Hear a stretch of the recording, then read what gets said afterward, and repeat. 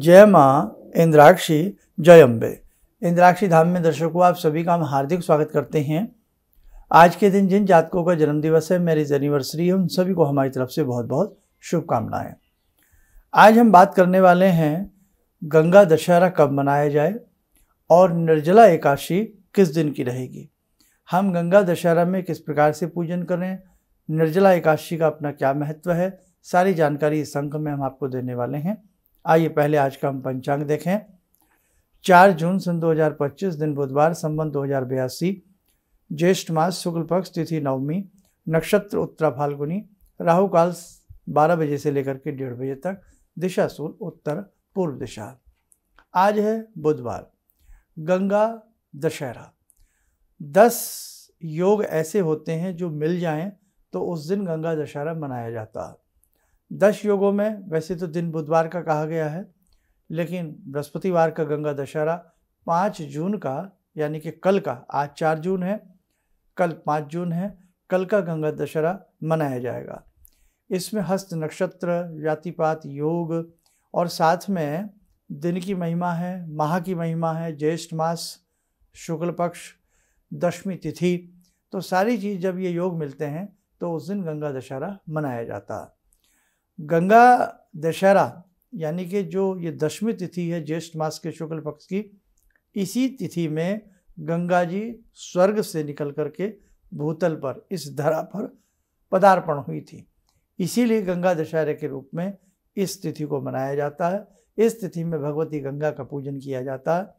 जिन साधकों को, जिनके घर में परंपरागत रूप से गंगा जी का ये पूजन होता है, वास्तव में उस घर के अंदर सौम्यता, शीतलता और पवित्रता बनी रहती है। तो कल सुबह जल्दी स्नान तड़के करके आपके आसपास कोई पवित्र सरोवर है, पवित्र नदी है, तो वहाँ 10 तिल, काला तिल ले जाएं, 10 मुट्ठी, यानी कि 10 मुट्ठी। साथ में 1.25 लीटर कच्चा दूध ले जाएं, पंचमुखी देसी घी का दीप बना करके ले जाएं, खोआ की कोई सफ़ेद रंग की कोई मिष्ठान ले जाएं। जामें गंगा जी को प्रणाम करके पहले 10 डुबकी, दशहरा 10 डुबकी गंगा जी में लगावें, और जब डुबकी लगा रहे हों गायत्री मंत्र पढ़ें या ओम गंगाई नमः बोलें। डुबकी लगाने के उपरांत साफ स्वच्छ होकर के किनारे पर बैठें, प्रणाम करें गंगा जी को, पुनः थोड़ा सा फूल गंगा जी में छोड़ें। पंचमुखी दीप आटे का बना करके किसी पत्तल के ऊपर रख लें, किनारे पर उसको प्रज्वलित करें, ओम गंगाई नमः बोल करके मिष्ठान चढ़ावें। उसके बाद 10 मुट्ठी जो काला तिल है वो एक एक मुट्ठी ओम गंगाई नमः बोल करके गंगा जी में प्रवाह कर दें। 1.25 लीटर कच्चे दूध की धार बना करके गंगा जी में प्रवाहित कर दें। ये सूक्ष्म सा पूजन है। गागर में सागर होता है, गंगा मैया प्रसन्न होती हैं। वर्ष भर आपके घर में सुख, समृद्धि, शीतलता, शांति, सौम्यता, पवित्रता बनी रहती है। कई बार हमारा घर कितना भी बड़ा हो, कितना भी छोटा हो, कितना भी हिसाब हो, लेकिन घर में साफ सफाई नज़र नहीं आती है। हमेशा गंदगी, आपस में लड़ाई झगड़े, क्लेश, मनमुटाव ही पड़ा रहता है। गंगा मैया का पूजन बड़ी सौम्यता प्रदान करता है और व्यवस्था घर में अच्छी बन जाती है। अब हर व्यक्ति गंगा किनारे नहीं रहता है, हर व्यक्ति किसी नदी किनारे नहीं रहता है। आप हमारे कार्यक्रम देश विदेश में हर जगह सुन रहे होते हैं, तो बेटा क्या करें, एक कटोरी में थोड़ा सा गंगा जल रखें पूजन स्थल में। उस गंगा जल को ही गंगा जी की फ़ोटो, तस्वीर समझ लें। और इस पूजन से पहले एक छोटी सी बात बताना भूल गया, जब सुबह स्नान करें तो कम से कम 10 बूंदे या 10 चम्मच गंगा जल अपने स्नान वाले जल में मिश्रित कर लें, और फिर आप उस गंगा जल से, उस गंगा मिश्रित जल से स्नान कर लें, ठीक है। और उसके उपरांत अपने पूजा घर में आवें, थोड़ा सा गंगा जल अपनी हथेली पर डालें, बाएं हाथ में दाएं हाथ से उसे ढाप लें, गायत्री मंत्र पढ़ते हुए या ओम मैं पवित्र है पवित्रो वा सर्वावस्थाम गतोपि वा पढ़ते हुए अपने ऊपर छींटा देवें। छींटा देने के उपरांत आचमन वगैरह करना आता है तो कर लें, हाथ साफ करके पुनः सभी देवी देवताओं को और जो गंगा जल आपके समक्ष रखा है उनको गंगा मैया समझ करके प्रणाम करें। अब प्रतिदिन आप धूप दीप घर में करते ही हैं, तो धूप दीप अर्पण कर दें समस्त देवी देवताओं को, और जल जो रखा है गंगा मैया समझ करके उनको भी आप अर्पण कर दें। अर्पण करने के उपरांत आप थोड़ा सा तिल लें, उस तिल को थोड़ा थोड़ा करके 10 बार उस जल में छोड़ दें। उस जल में थोड़ा सा आप कच्चा दूध 10 चम्मच या थोड़ा थोड़ा 10 बार उसमें छोड़ दें। 10 विध स्नान, 10 विध पूजन, है ना। इसीलिए आपके जल में, नहाने वाले जल में भी मैंने कहा 10 चम्मच या 10 बूंदे गंगा जल डाल लेना। और गंगा जी में अगर आप डुबकी लगाना है तो 10 डुबकी लगाना आप। तो ऐसे कटोरी में ये डालने के बाद उन्हें प्रणाम कर लें, धूप दीप अर्पण कर लें। ओम गंगा दिव्यै नमः, ओम गंगा दिव्यै नमः, या ओम गंगाई नमः, यह गंगा स्तोत्र आपको याद हो, या ओम गंगा दिव्यै नमः, ओम गंगा दिव्यै नमः। इस मंत्र को आप कम से कम 2-3 मिनट पढ़ें। पढ़ने के उपरांत जो ये जल वगैरह आपके साथ रखा है उसे रखा रहने दें। नियमित जो आपका डेली का पूजन है उस पूजन को आप अच्छे से करने के उपरांत खड़े हो जाएं और यही जल आप अपने किसी गमला में कहीं भी उसको प्लांट में डाल दें प्रणाम करके। और उस दिन थोड़ा सा गंगा जल लेकर, यानी कल सुबह थोड़ा सा गंगा जल एक्स्ट्रा ले लें अलग से, उसी जल से सारे घर में छींटा भी दे दें। ओम गंगाई नमः, ओम गंगाई नमः, या ओम भूर्भुवः स्वः बोलते हुए सारे घर में, लैट्रिन बाथरूम को छोड़ करके सारे घर में छींटा दें। अपने ऊपर भी, बच्चों के ऊपर, सबके ऊपर छींटा दें।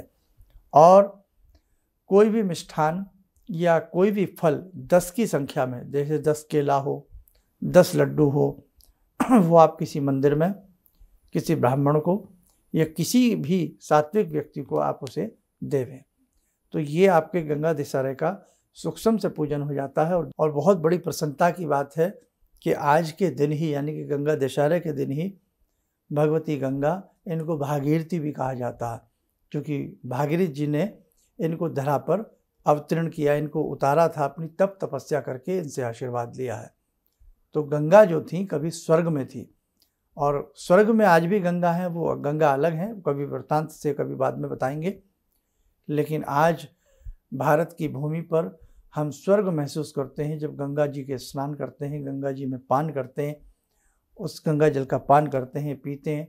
और शायद ही हिंदू का कोई ऐसा घर हो जिसमें गंगा जल न मिलता हो। और गंगा जल कभी बासी नहीं होता, गंगा जल कभी खराब नहीं होता। अनेकों विशेषताएं गंगा जल में समाई हुई हैं। भागीरथ ने बहुत बड़ा तप किया, तब ये धरा पर अवतीर्ण हुई, और भगवान शिव की जटाओं से होती हुई ये आज कल कल करती हुई उत्तर काशी से, उत्तराखंड से बहती हुई कहाँ, सागर तक चली जाती हैं, है ना। तो कहने का मतलब यही है कि बेटे, जितना हमसे हो सके हम उतना गंगा मैया का पूजन जरूर करें। और दिन में चलते फिरते, उठते बैठते ओम गंगाय नमः, ओम गंगाय नमः, ओम गंगाय नमः, ओम गंगाय नमः, या ओम गंगा दिव्यै नमः, ओम गंगा दिव्यै नमः मंत्र का अनवरत तरीके से जाप करते रहें। अब बात करते हैं हम निर्जला एकादशी की। निर्जला एकादशी जो है वो 6 जून की निर्जला एकादशी रहेगी। इसे हम भीम सैनी एकादशी के नाम से भी जानते हैं। निर्जला एकादशी में केवल निर्जल रहा जाता है, जल तक भी उसमें ग्रहण नहीं किया जाता। आचमन करते समय थोड़ा सा जल जो हमारी हथेली में आता है आचमन के लिए, उतना ग्रहण किया जाता है, अदरवाइज जल ग्रहण नहीं किया जाता। जो बाकी आपकी अपनी जिस प्रकार से आप व्रत रखती हैं, रखते हैं, वो आप देखें। जो शास्त्रोक्त विधान है वो यही है कि जब पूजन सुबह का हो जाए तब से लेकर के रात्रि पर्यंत तक जल ग्रहण नहीं करते। द्वादशी के दिन, द्वादशी की सुबह जल्दी उठ करके स्नान आदि करके, भजन आदि करके, जप तप करके, जो दान पुण्य करना होता है वो करके, या ब्राह्मण भोजन कराना होता है वो करके फिर व्रत की समापन किया जाता है। लेकिन इतना आपसे ना हो सके तो कम से कम सूर्य अस्त होने के बाद पहले दिन, यानी कि 6 जून को, आप फिर उस हिसाब से भी जैसे आप करते होंगे वैसे आप देख सकते हैं। बेटे, कहने का भाव यही है कि जितना हो जाए, जितना शरीर से अच्छे से निभ जाए उतना निभा लेना चाहिए। और नहीं तो फिर जैसे ईश्वर की इच्छा। अब हमारी माता जी थी, वो प्रत्येक एकादशी का व्रत रखा करती थी, लेकिन लास्ट में जब बुज़ुर्ग हो गई और काफ़ी शरीर से भी थोड़ा अस्वस्थ रहने लगे, तो वो निर्जला में जल नहीं, मतलब कम से कम जितना उनसे निभा उतना वो निभा लेती थी। तो कहने का भाव, हम लोग कहते थे भाई अब रहने दीजिए आप, लेकिन जितना उनसे निभता था वो उतना निभाने का प्रयास करती थी। तो वही वाली बात है बेटा, अपने शरीर के हिसाब से जैसा आपसे बने।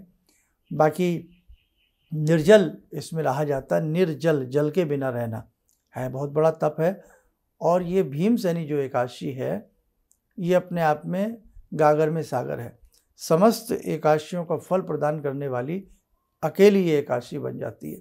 इसलिए बहुत अच्छे से निर्जला एकादशी का जो साधक व्रत रखते हैं, दान पुण्य करते हैं, उन्हें करना चाहिए। और निर्जला एकादशी जो रहेगी वो 6 जून की मनाई जाएगी। कल गंगा दशहरा है। कल सुबह का भी हमारा कार्यक्रम देख लेना। 7 बजे हमारा कार्यक्रम सुबह आता है दोनों तीनों चैनल्स पे हमारे। और साथ में जो निर्जला एकादशी है उसका हम कार्यक्रम आपको सुबह 6 जून को भी देने का प्रयास करेंगे। और हो सका उसकी कुछ बातें आपको हम कल के अंक में भी हम आपको ज़रूर बताएं। भीमसेनी को क्यों कहा जाता है इसकी जानकारी भी हम आपको सारी अंक में देंगे, आगामी अंक में देंगे। तो बस यही हमारा इसमें बताने का ध्येय था कि 5 जून का गंगा दशहरा, 6 जून की हम सब मिल करके निर्जला एकादशी बनाएं। निर्जला एकादशी में क्या हम दान देते हैं? निर्जला एकादशी में जल से भरा हुआ, शीतल जल से भरा हुआ घड़ा कुंभ दान किया जाता है। साथ में जो भी मौसमी फल होते हैं वो दिया जाता है। छाता हुआ, वस्त्र हुए, जो भी हमसे बन सके, क्योंकि हम इतना बड़ा तप रखते हैं, इतना बड़ा जप करते हैं, इतना बड़ा व्रत रखते हैं। और जब ऐसी व्रत तप की स्थिति होती है, उस स्थिति में जो दान दिया जाता है वो जन्म जन्मांतर के लिए अक्षय हो जाता है। कारण ये है। और जिस जल को हम छोड़ते हैं, जिस जल की तप तितिक्षा हम जल को त्याग करके, छोड़ करके, जल के बिना हम प्रभु का स्मरण करते हैं। और ऊपर से ज्येष्ठ का महीना, आपको पता ही है कितना गर्म महीना होता है। जेठ वैसाख के महीने कैसे होते हैं किसी से छिपे नहीं हैं। तपती चिलचिलाती हुई धूप और उस दोपहरिया में बिना जल के रात्रि पर्यंत और दिन में रहना, तो ये कोई मामूली बात नहीं है। ये एक बहुत बड़ा तप हो जाता है। जल में कोई ठंडाई या शरबत बना करके वो वितरण भी किया जाता है। अपनी अपनी सबकी मान्यताएं हैं। तो आइए अब समय हो चला आज की ध्यान साधने का। जुड़ते हैं जगत जननी माँ भगवती से। ओम सिंदूरारुण विग्रहां त्रिनयनां माणिक्यमूले स्फुरात् स्तारानायकशेखरं स्मितमुखी बापेन वक्षोरुवां पाणिभ्यामलपूर्णरत्नचषकां रत्नोत्परां बिभ्रति सौम्यां रत्नघटस्थरक्तचरणां ध्यायेत्परां अम्बिकां खड्गं चक्रगदेषु चापपरिगान् शूलम्बुशुण्डिं शिरा शङ्खं संदधतीं करे स्त्रीनयनां सर्वाङ्गभूषावृतां नीलासमद्युतिमास्य पाददशकां सेवे महाकालिकां यामास्तो स्वपितैहरो कमलजो हन्तुं मधुं कैटवम् विद्युद्दाम समप्रभां मृगपते स्कन्दस्थितां भीषणां कन्या विहकरवालखेटविलसा धस्ताविरासेवितां हस्तैश्चक्रगदाशिखेटविशिखां चापं गुणं तर्जनीं विप्राणामलिलात्मिकां शशिधरां दुर्गां त्रिनेत्रां भजे। कवच बना लें, ध्यान करें। भगवती का शुभ आशीष हम सबके ऊपर बरस रहा है।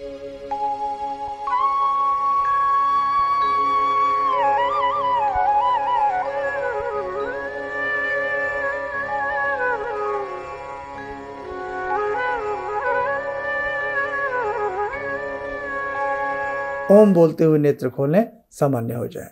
देखो साधकों, बड़े अच्छे अच्छे 30 त्योहार हैं। जितना हमसे बन सके उतना हम करने का प्रयास जरूर करें। बाकी आगामी अंकों में सारी चर्चा होने वाली है। चलिए, आप सब लोग स्वस्थ रहें, सुखी रहें। इन्हीं शुभकामनाओं के साथ हम अपनी वाणी को विराम देते हैं।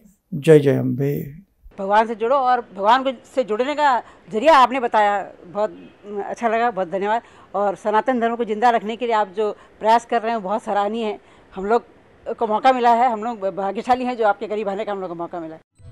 किसी भी समस्या के समाधान के लिए मिले प्रसिद्ध हस्तरेखा एवं वास्तु विशेषज्ञ प्रोफेसर धर्मेंद्र शर्मा जी से। नोट: शिविर में भाग लेने हेतु एवं व्यक्तिगत रूप से मिलने के लिए कॉल करने का समय सुबह 10 बजे से शाम 6 बजे तक। हमारे विभिन्न ज्ञानवर्धक कार्यक्रम देखने के लिए आप हमें अभी सब्सक्राइब करें, बेल आइकन को प्रेस करें ताकि आप देख सकें हमारा कार्यक्रम सबसे पहले। और अधिक जानकारी के लिए फेसबुक पेज को लाइक करना न भूलें।